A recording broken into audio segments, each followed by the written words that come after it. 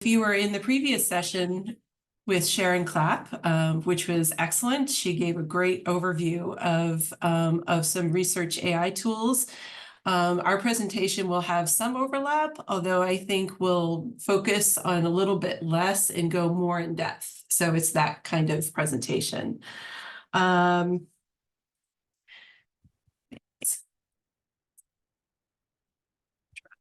There we go. Okay, so what we hope to cover today, we'll just go over the background and scope of the workshop, have a little bit of discussion on the advantages as well as the limitations of AI search tools. We're going to do some live demonstrations, so that's always fun, and end up with some concluding thoughts. So background. We really just wanted to explore the implications for AI in our literature searches. How does this impact our work with students and faculty? I think we all have a standard arsenal of research tools. We've got, the JSTOR, the EBSCO tools, maybe some Google Scholar, and so where do AI tools fit in with that?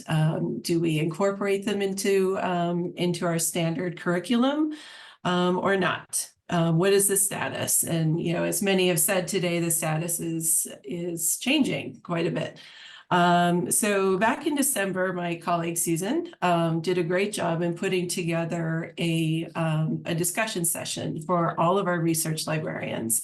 And it was really helpful because we all just went in with an experimental and brainstorming mindset, and we each took an AI tool that we were interested in and did some experimenting, did some searches, comparison, and thinking about them. And then we came back together and had a really great discussion. So I recommend that activity at your own institution if you haven't done something like that.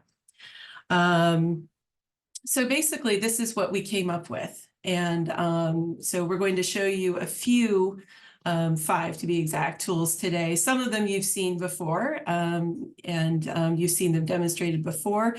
Hopefully we say the same thing as other people have said. If not, that would be really fun, but feel free to jump in and correct us. The typical caveat that others have said, this is factual as far as we know. Things may have changed since we put this together. We don't know, but please chime in and correct if necessary. So now I'll turn it over to Susan. Okay. So I'm going to start with a quick overview of when we're talking about AI search tools, what we mean. And like if you were in Sharon Clapp's presentation earlier, she went into this in much more detail. But really, when we're talking about AI search tools for the purposes of this presentation, we're talking about tools that are connected to the web and have the ability to crawl and index online resources, much like your standard search engine, like Google or Bing or whatever it is you're using. In most cases, and again, this may have actually changed recently, but at least originally, ChatGPT was not connected to the internet in any way, really. So it was just based off of corpus of text. I think that ended in like 2018, maybe earlier than that. And so its information was not current. And so it didn't have real information. And that's also partially why it would hallucinate sources oftentimes, is because it just wasn't actually connected to the internet in that meaningful way, and it didn't have the ability to crawl. So the sources, like I said, that we're talking about today, the tools that we're talking about do have that ability. And in some cases they do, in many cases, they do incorporate ChatGPT or other generative text AI modules and tools into their systems. And so they're more robust than of standard Google search, which still uses AI in the terms that, in the sense that it's using natural language processing to help pull terms out and find a broader range of sources than just the keywords that you put in or the search terms that you're putting in. It has more robust tools. So with that, we have a quick poll that we wanted to put out for you guys. If you want, you can either join by clicking this link, which I wonder if I can put into the chat, or scanning the QR code. And we're just curious what, if any, AI-enabled search tools you guys have tried.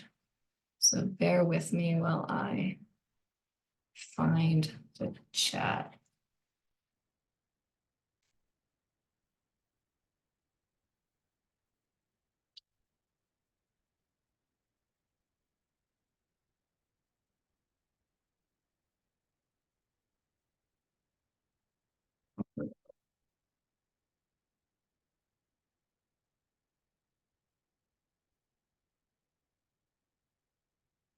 And of course, you can click skip for now when it asks you to sign Oh, up. yes, exactly. Please click that. You don't have to sign up for anything.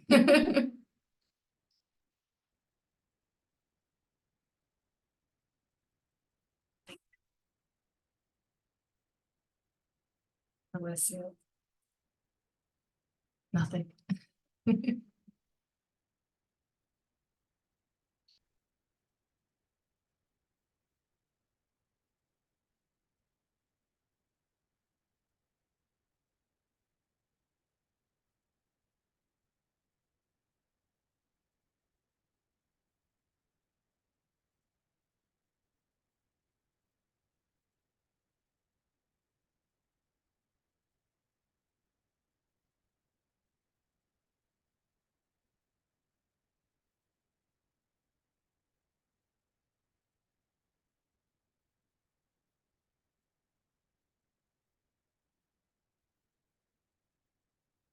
So it looks like some of the big ones were, obviously many people are using ChatGPT. And some of them we are going to be covering today, which is awesome. So Perplexity, Gemini, Copilot. I mean, we're not covering Gemini, but these are great tools. Consensus, Research Rabbit, Leonardo, Semantic Scholar. Great. I don't know how many more are going to come through, so I'm just going to move on. Feel free to keep adding if you would like. There's no time limit to this, or there shouldn't be. We can come back later if we're interested. And so going back to Amy's introduction on what brought us here and how we were wondering how they fit into our, go ahead. Oh, go ahead. I'm sorry, how they fit into our information literacy instruction and just the search tools that we use as librarians. That's what this slide is about. I know it's very wordy. You don't have to read it all. The basic point is everything has its own strengths and weaknesses. And right now, AI search tools are still very much in their baby phase. They're still very nascent. They're not as strong as they used to be, or as they, as they have the potential to be. So right now, just like traditional search engines like Google or, your general internet browser, AI search tools are going to be best at the beginning when you're just gathering background information and you need some keywords, or you're just struggling to find some basic information that you think you should be able to Google, but you can't. And sometimes these tools are a little bit better at finding and sifting through and pulling up more relevant sources. They can also be really helpful in refining your topic, but overall, library databases are still going to be the best for when you're doing hard academic research, because really these AI search tools, they have a limited scope. They're not searching behind paywalls for the most part. And it's mostly publicly available content. They do also have, like, as we've talked about, a big propensity for errors. And there's some algorithmic bias in them because of the data that they're trained on, right? Just the corpus of text has bias in it based on what they're searching. So there's some limitations based on what's available to the AI in terms of data, and also because of the way it was programmed. It was programmed by humans. Humans have bias, whether it was inherent or not. It comes out in the programming oftentimes. And a few imperfect examples, because they're not necessarily related to AI search tools, but of some bias that has come out with AI tools in general was in 2018. Amazon had a job application screening tool, and it discovered that it had a preference for male candidates over female candidates. And then there have been some multiple examples of predictive policing tools that have been used or have been trialed anyways, that have been found to be more likely to target minority communities, again, because of the data that they had been trained on was already biased against those communities. And so we actually, if you're interested in learning more about that, at the end of our presentation, we have a guide that we threw together. And in that guide, you can find some articles and examples on that. And yeah, some AI databases, or I'm sorry, some library databases are also, as you saw, if you were at Sharon Clapp's presentation, are also starting to incorporate some AI tools into their things. But so far, I have been unimpressed with them. They are not very good. They often are very inadequate in their what they do and what they offer. I don't have a lot more to say here. So I'm going to turn it back over to Amy to discuss the advantages and limitations. Okay, so some other advantages and limitations of AI search tools, and a lot of this we've kind of already said, but to summarize, AI tools are great for exploring research ideas and narrowing topics. I'm sure we've all experienced the student who comes in with a research question that's way too broad. AI tools can be a fun way to narrow topics and I think kind of demonstrate the process a bit. They're also good for exploring citation networks. We'll show you Research Rabbit, which is a citation network. You also saw in Sharon's presentation, there was LitMap that does something similar. So I think that exploring citation networks can really take you down a rabbit hole, as it were, but they can be a great way to find additional information on a topic you're exploring. Natural language searching. Again, I'm sure many of you have experienced, trying to teach the concept of keyword searching to students. It doesn't sink in well at all. So they're used to natural language searching. They're used to typing out a regular question in Google. Many of these AI search tools will take that regular question as well. That's what they prefer rather than keywords. So, they're really much more suited to the way students think and the way they search. Summarized results. We have an asterisk behind there because actually, at the December session I talked about earlier, where our research librarians got together and talked about what we found, I think a lot of us were really skeptical of the little paragraphs, the little too long didn't read summaries that come with a lot of these search engines like Elicit, like Semantic Scholar, and so forth. I remember one search I did in one of the search tools, I believe it was Elicit, that generated a paragraph summary on only 4 papers. And one of those papers actually came from a popular magazine. So are they reliable? I don't know. Maybe for the most part, we say take those paragraph summaries with a big grain of salt. So that's why the asterisk is there. And I think that can be a tough sell in teaching students. I think, students really are often in a hurry to get to the answer right away. And those paragraph summaries can be a really convenient and super fast way to getting the information they need. And we say, hold on, go to the actual document, the actual paper, read the abstract, that kind of thing. Finally, you can also surface content and results that would otherwise be hard to locate. I think a fun exercise is to take one of these AI search tools and compare the results that you get with Google Scholar, for example. That is, if you do a search in Google Scholar, you'll get one set of results. If you do the exact same search in an AI search tool, you're going to get a completely different set of results. They use different algorithms. What that algorithm is for an AI search tool, we don't actually know, which kind of leads us into our next slide on limitations. First of all, access to articles, I think as others have pointed out, this came up in Sharon's presentation, that can be a problem. You know, it's to an extent, this is also a problem with Google Scholar. So we're used to this thing. We're used to this this problem, but many articles that are indexed by AI search engines are still behind paywalls, and most AI search tools can only access the full text of open access materials.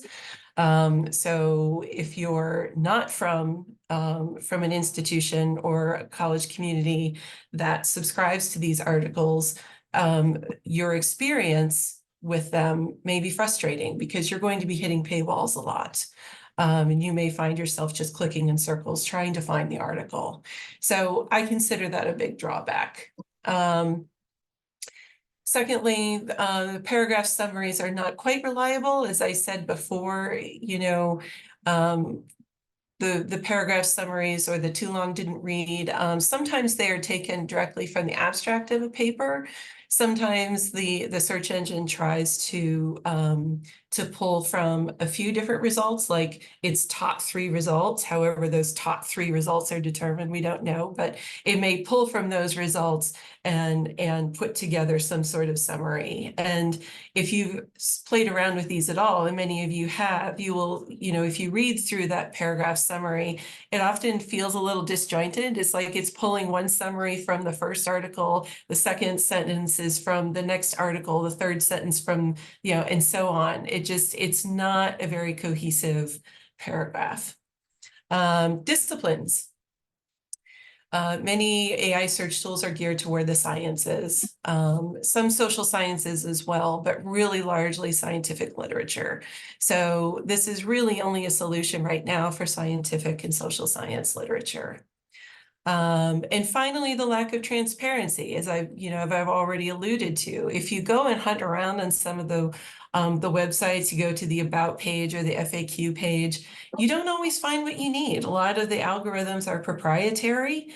You know, how are they determining what article comes up first? Are they just going by number of citations? Are they going by some other sort of relevancy ranking? We just don't know. So with that, we want to get into some live demonstrations. I'm going to be showing you Research Rabbit and Semantic Scholar. I'll start out with Semantic Scholar, and then Susan is going to take over and show you the other 3, Perplexity, SciSpace, and Copilot. So with that, we can switch over. Let's actually just go right into the Semantic Scholar. There we go. Cool. Okay. We're playing tag team today in the same office. So Semantic Scholar. This has been around for a minute. According to Sharon, it was about 2017, I think she said. You may have used this before. There's a lot, I think, that's in common with Google Scholar. But I'm going to go ahead and put in long distance running just to show you. So this even looks a lot like Google Scholar, but I promise you, if you do the same search in Google Scholar, which I'm not going to do right now, but if I did, you would get a whole different set of papers. Some things you'll see, the TLDR, too long didn't read, a short paragraph. I have found that these are commonly pulled from the abstract of the paper, so they're maybe a little more reliable that way. You can hit expand and get the entire abstract, which is helpful. You'll see, you know, as I said before, a lot of the papers that Semantic Scholar pulls are open access. Hence, you'll see the little open access symbol next to the PDF. For other papers, for instance, this first one, you'll see a little book icon that stands for their own reader. They have a Semantic Scholar reader. So if you click that, the PDF opens in its own window. If you click on Navigate Paper in the upper left, it'll give you thumbnails of the paper. It's also generated a table of contents. And then if you're looking through the paper, you'll see that any footnotes, any references, figures, etc., are linked, are hyperlinked. So I think Semantic Scholar calls these citation cards. So a little citation card will come up. If you want to go to the article, you can, and go down that proverbial rabbit hole some more. This one would be an especially deep rabbit hole, given that there are 382 citations associated with it. So that is what you can do with that. What do I, yeah, oops. Sorry about this, hold on. The Zoom bar was blocking my screen. Okay, so back to this. You can either click on the title of the article, or you can go to this little box with quotes that will give you citations. So here's a tab for 14 citations. So these are articles that have cited the previous article, 37 references. This is a list of the references in the back. So, you know, you can keep following these and following them, and it'll go on and on. And then you can also find whatever Semantic Scholar feels are related papers.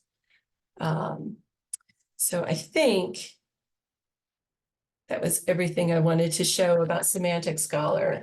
It's basically, I think, a good alternative for Google Scholar, but only for scientific literature.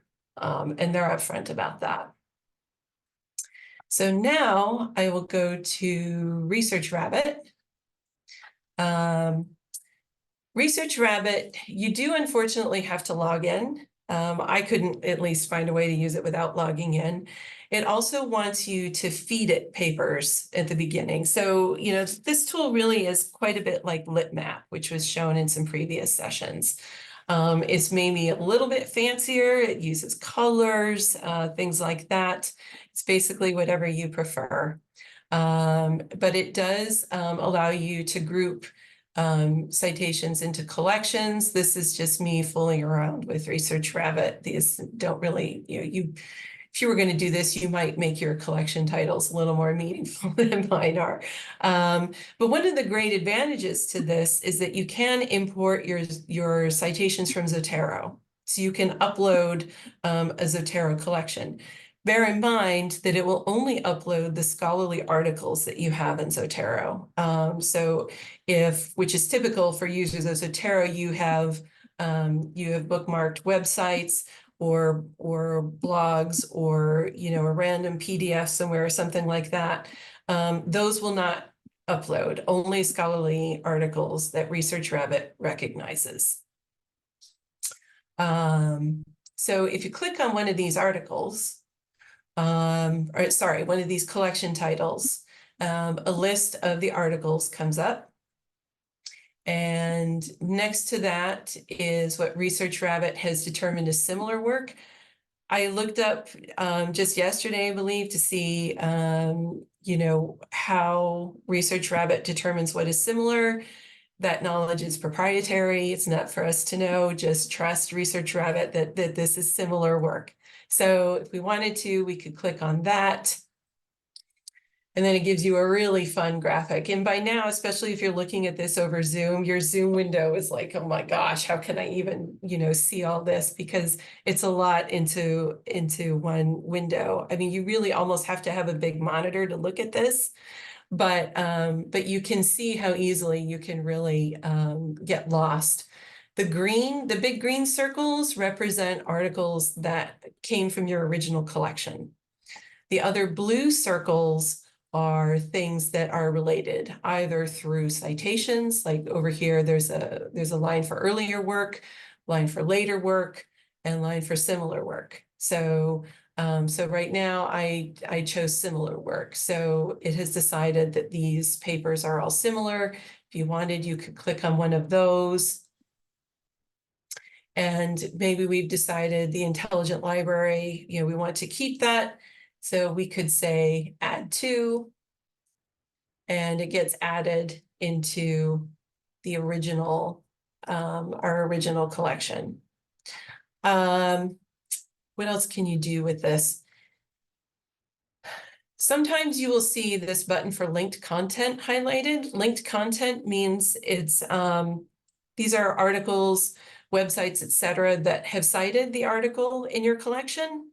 So this could be just you know, CNN or something like that. So that's what that linked content means. It's not highlighted for this particular collection.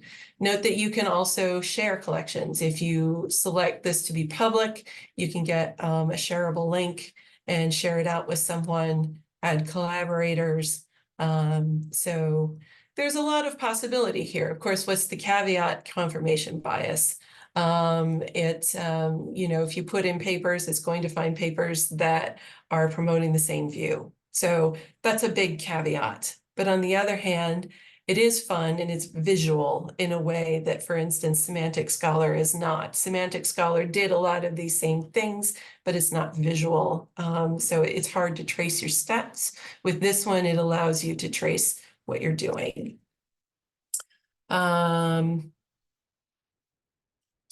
Yeah, I think that's all I've got for Research Rabbit. And with this, Susan has a few more to show you. Hi. So I'm actually gonna pop back to our slideshow real quick because I want to introduce mine on the slide before diving into the presentation, just because it's easier for me to do it that way. So the first one I'm going to start with is Bing Copilot, very similar in many ways to Gemini or Google Bard. But this one was really, I think, the first one that was probably actually embedded into the search engine, whereas Google Bard and Gemini were, or Google Bard, which was, I think, the precursor to Gemini, was its own separate website that you had to like actually go to. This one was like embedded right into the Bing search engine pretty much immediately once they got it up and running. Bing likes to call this an AI-powered assistant. So it's much broader than a search engine. Their intention is that it can do a lot of different things.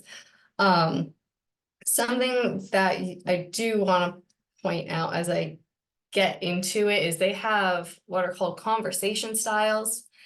And those are not what I thought they were when I originally started. I thought, so they have 3 different conversation styles. First one is creative, second one is precise, and the third one is balanced. When I first started using this, I thought like precise would be more precise and would provide more reliable sources. That's not the case.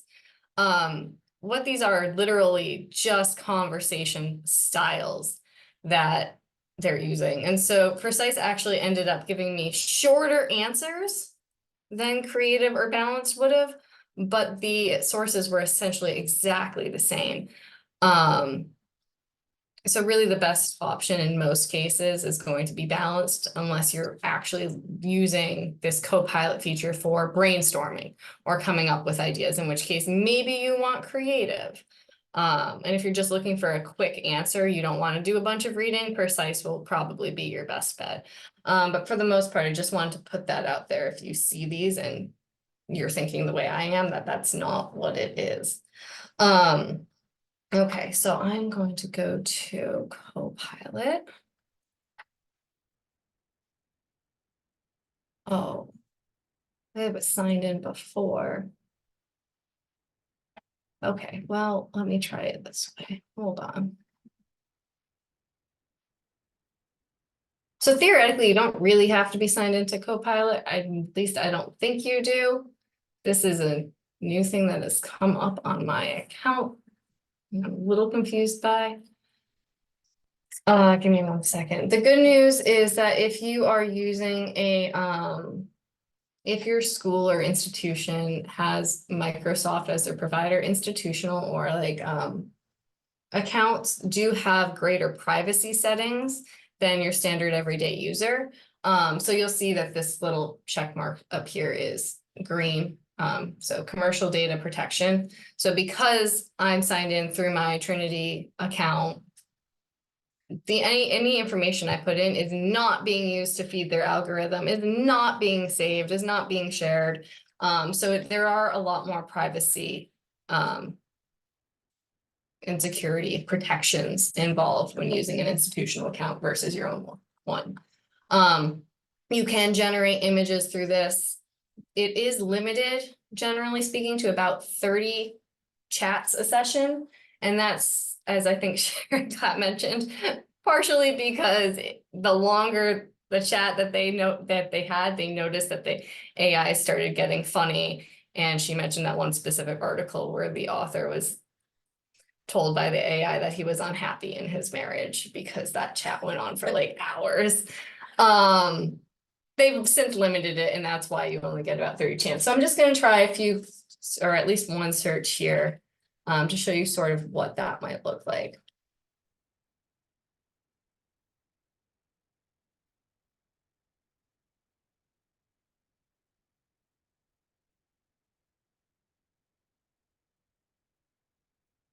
And you'll notice that I typed in an entire question because, like Amy mentioned, a lot of these AI search tools do prefer that as opposed to just typing in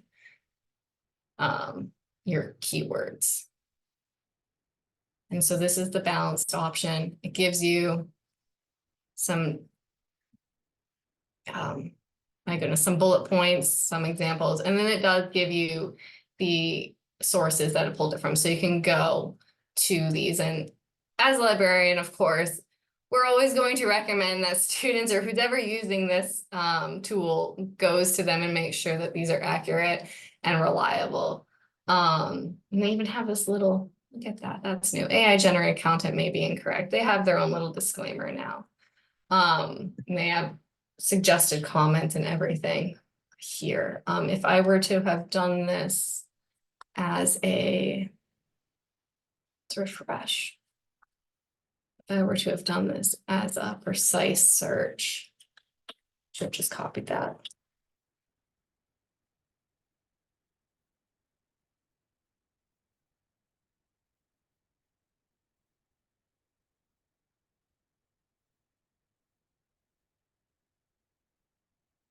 You should notice that it will be a little bit shorter.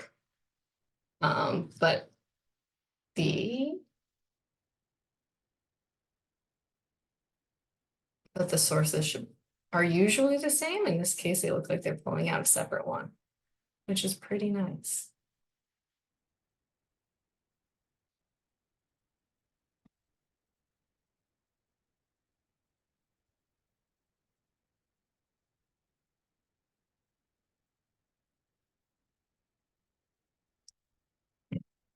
Basically going to stop here with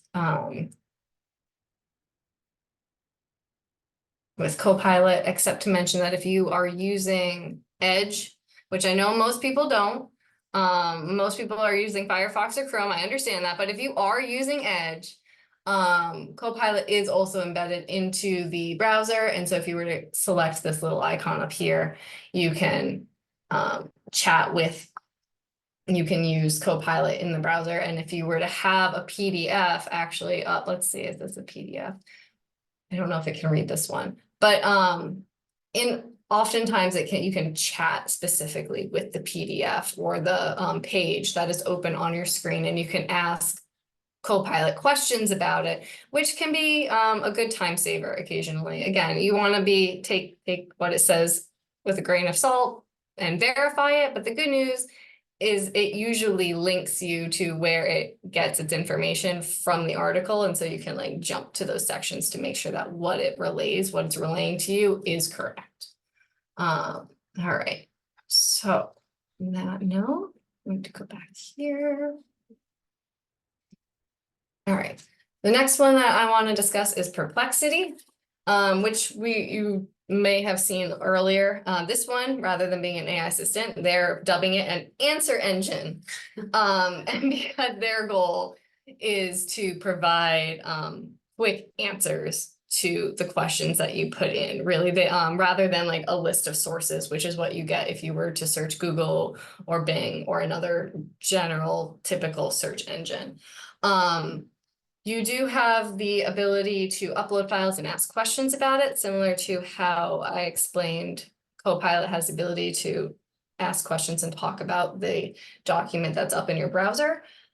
That said, I will say that I personally have some copyright concerns regarding uploading documents to ask questions about it, particularly because when I read the terms of service, it says you need the rights, you as the uploader need the rights to be able to grant them the license to do whatever it is that they need to in order to communicate basically with that document. So I'm going to read you what their terms of service say. So you retain ownership of any intellectual property rights that you hold in that content. In short, what belongs to you stays yours. When you upload, submit, store, send, or receive content to or through the service, in this case Perplexity, you give us, and those we work with, a worldwide license to use, host, store, reproduce, modify, create derivative works, such as those resulting from translations, adaptations, or other changes we make so that your content works better with the service. Communicate, publish, publicly perform, publicly display, and distribute such content. The rights you grant in this license are for the limited purpose of operating, promoting, and improving our service and to develop new ones. Make sure you have the necessary rights to grant us this license for any content that you submit to our service. And so for that reason, I have never uploaded anything to Perplexity. I will probably never upload anything to Perplexity unless I am unless I've created this thing myself and I don't know why I would need to do that, but that would be the only reason that I would possibly do that. So yeah, just putting that out there. This platform also has what they call an AI profile. I don't really know what that means, but basically you give the platform, the service, the tool, whatever, some information about yourself. And it uses that information to hopefully give you more relevant results. I don't know what that means, but that certainly scares me and makes me think that it's going to lead to more confirmation bias and filter bubbles, probably more so than what we see already on Google based off whatever data they're collecting about us. Which again leads us back to there's no real transparency in how most of this stuff works. You can find some limited information, but it's not really clear how these algorithms work, what information they're taking, and how they're using it to give you the results that they're giving you. There are some paid features that give you some more robust or specialized GPT programs because again, their goal is to summarize things for you.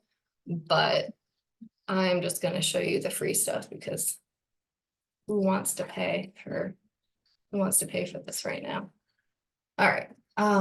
So I have this question saved. I'm not going to bother typing it back in because I just want to save some time. So I entered the same question: what economic or societal factors contribute to the gender wage gap? And it gave me this nice little summarized answer with these 5 sources. Again, some of this can be really helpful. You'll notice that some of these were very similar to what Bing provided, like the Pew Research Center and the Gender Policy Report. It does obviously have some different ones, which we like. Let me think. It does suggest some different questions if you want to continue this conversation with the AI tool. All right, and I'm just gonna go home so that you can see what a search looks like.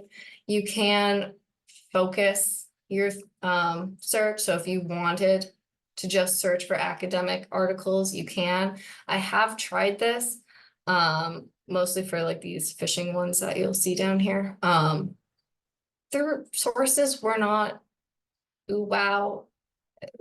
Again, because it had Perplexity basically searches anything that is available and searchable and indexed via Bing.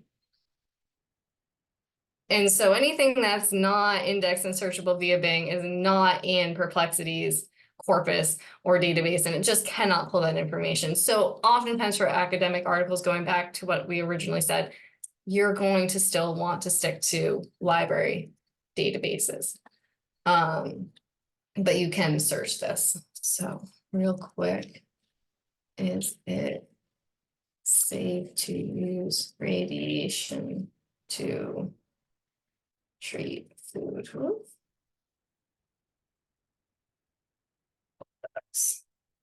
And if you were to use the Pro feature, you get, I think, 5 of these as a free user a day. It actually gives you a lot more sources and a more in-depth answer than what you saw with the economic one, which is just a general search. So I'm going to try the Pro just to show you what that looks like.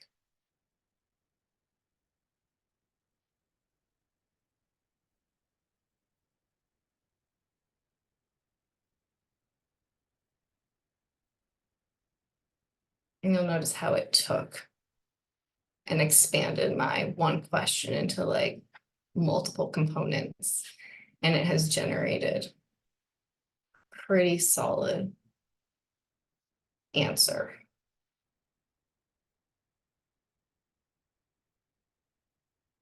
So it does a lot more summarization. It looks like it still is only giving us 5 sources, which again is another limitation. You don't really see what other sources are out there. You just see the ones that Perplexity has determined to be the best or the most relevant. And so you're sort of stuck. You can obviously do some more searching from there and ask more questions, but in my experience, it keeps pulling from a lot of these same ones over and over and over again. All right. The other thing that I do want to point out real quick is that depending on the question, it cannot find the correct answer. So I wanted to know the rate of diabetes in Hartford CT. And I, as you know, a librarian, as a research professional, was able to find the answer specifically for Hartford. Hartford City, not Hartford County.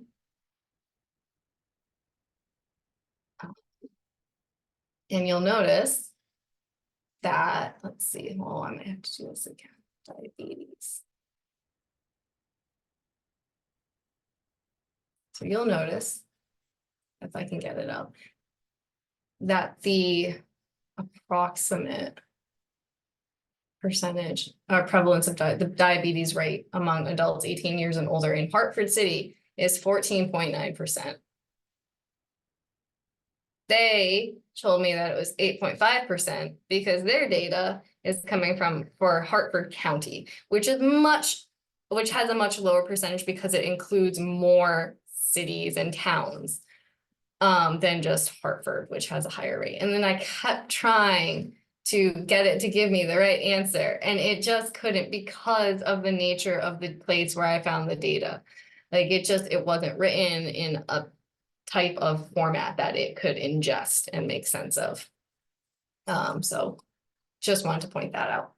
All right, I'm running out of time, so I'm going to quickly jump over to our last one, which is size space, which is a lot of fun. It's very interesting. I'm just going to show you what this one looks like. The big thing that I want to point out with the limitations on this one is that it primarily searches only what's already in its repository or our open access. It doesn't really search anything else. So, you know, limited scope of sources that it's looking at. I do like the fact that it does have the grid.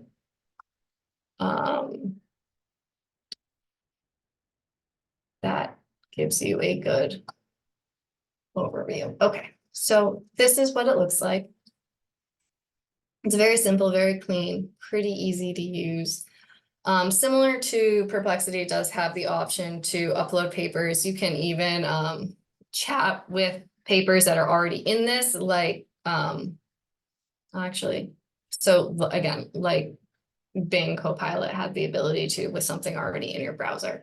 So SciSpace is also predominantly focused on the sciences. You will see some social sciences things in here, but it's predominantly that. You do have some filter options as well, which is kind of nice.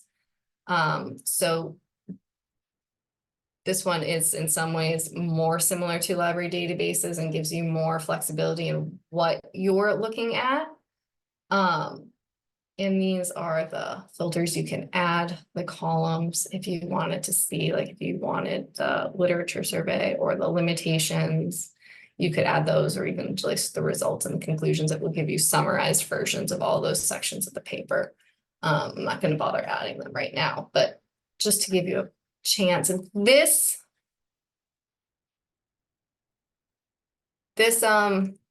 summary is where we're particularly concerned about the quality and accuracy of it, because like we said, it's only coming from the top 5 papers, whatever those are, whatever that means.